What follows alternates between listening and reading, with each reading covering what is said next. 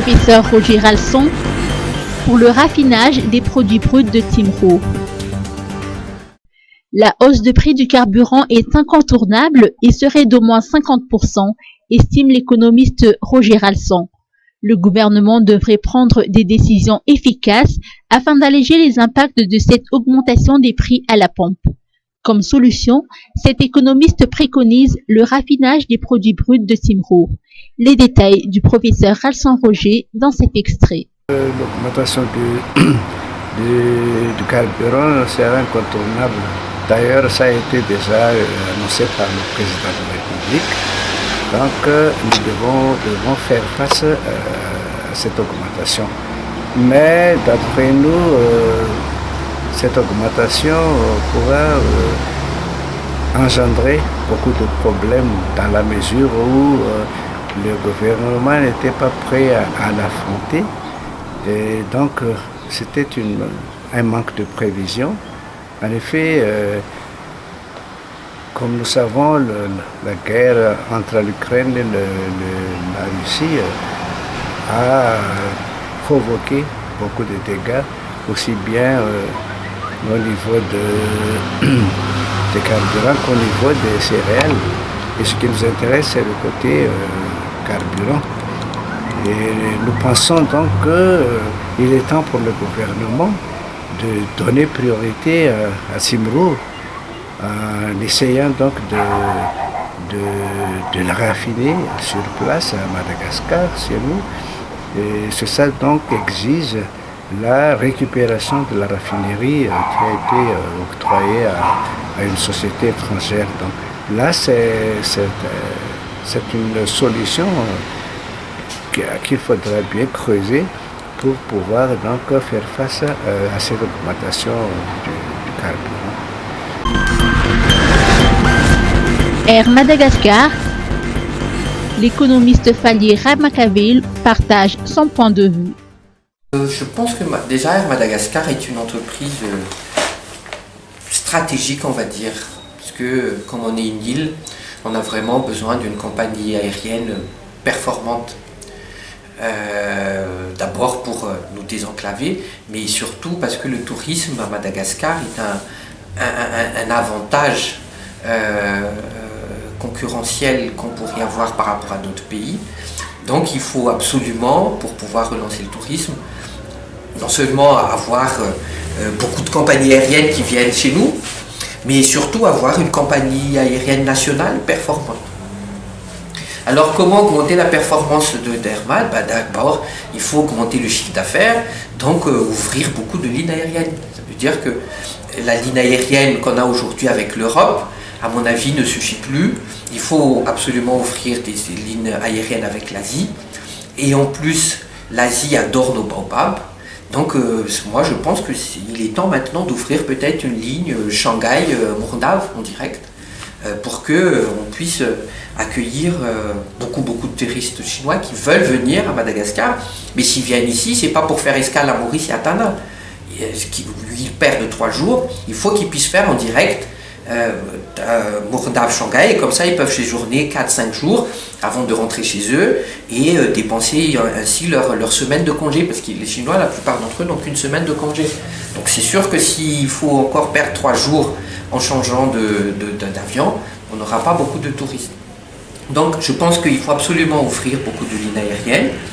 Et puis après, il faut une bonne gestion, parce qu'on a bien vu les erreurs du passé, acheter des avions qui après, on ne sait pas fonctionner, il n'y a pas de pêche détachée et qui coûtent extrêmement cher, ou les louer d'ailleurs. Je trouve qu'il faut maintenant avoir une gestion optimale, comme dans n'importe quelle entreprise. Donc ça veut dire qu'il faut que la gestion de Airmad soit indépendante de l'État. L'État doit garder, évidemment, actionnaire, doit rester actionnaire, puisque c'est une entreprise stratégique, mais il faut que la gestion relève vraiment du conseil d'administration et de la direction générale, et qu'il faut le moins d'empreintes possible du politique. Parce qu'on a bien vu dans le passé, c'est surtout le politique qui prenne des décisions qui n'est pas forcément conforme à l'intérêt de l'entreprise, mais conforme à des intérêts politiques particuliers. Donc si on veut vraiment développer Airmad, il faut qu'il soit indépendant du pouvoir politique.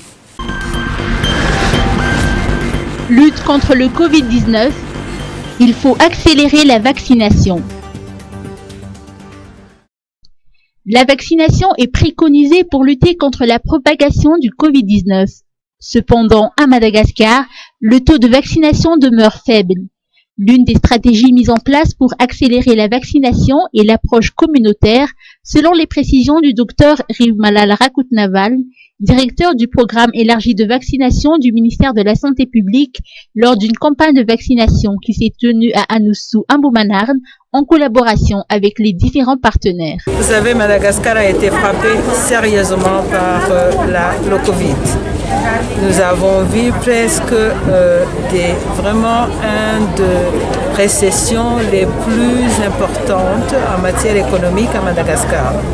Pendant que les autres pays africains ont connu une récession de 2,3%, Madagascar a connu 7,1%. Donc pour nous, pourquoi est-ce qu'on s'attache à la vaccination?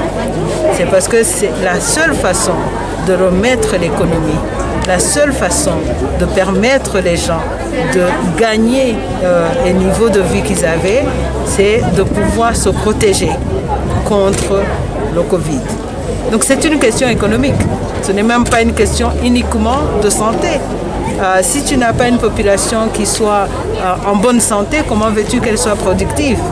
Donc je pense qu'il y a une urgence pour vraiment le pays à prendre, les autorités en particulier, à accélérer ce taux. Des mesures doivent être prises pour éviter que les vaccins ne soient détruits. Nous sommes en train de chercher, les industries sont en train de s'améliorer et de produire des vaccins qui ont une durée de vie plus large. Par exemple, si nos femmes maintenant ils ont une durée de vie de 2 à 3 ans. Et les autres vaccins aussi, comme Pfizer et Johnson & Johnson, ils vont aussi augmenter le temps de demi-vie, comme on appelle techniquement, mais c'est le temps de validité du vaccin. Cette méthode devra permettre de prolonger la durée de conservation des vaccins jusqu'à épuisement de stock. Covid-19, plus de 100% de hausse des nouveaux cas. Madagascar a enregistré un taux de positivité au Covid-19 de 4,54% entre le 4 et le 10 juin dernier, contre 2,31% au cours de la semaine précédente. Une hausse de près de 104,9% du nombre des nouveaux cas positifs a été constatée. Les statistiques du ministère de la Santé publique indiquent que le nombre de nouveaux cas positifs est passé de 101 à 207 en une semaine pour un nombre de tests réalisés quasiment similaire. Par ailleurs, Antananarive demeure le principal foyer de la pandémie avec 161 cas sur 207 cas détectés à Analamang.